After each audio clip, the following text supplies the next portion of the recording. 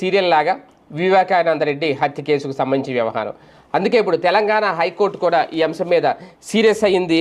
ఫైళ్లు తెరవడానికి ఇంకా ఎన్నేళ్లు పడుతుంది అంటూ ఒక కీలక ప్రశ్న అయితే వేసింది సిబిఐని తెలంగాణ హైకోర్టు.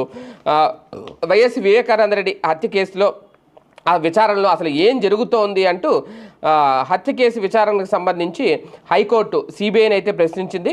గత 19 నెలలుగా సిబిఐ కోర్టులో విచారణ ఒకే దశలో ఉంది, ముందుకు కదలడం లేదు అంటూ కూడా వ్యాఖ్యానించింది. సిఆర్పిసి 2007 ప్రాసిక్యూషన్ పత్రాల కాపీలను నిందితులకు అందజేయడం, ఈ దశ దాటడానికి ఇంకా ఎన్నేళ్ళు పడుతుంది అనేది ఇక్కడ కీలకంగా ప్రశ్నించిన ప్రశ్న.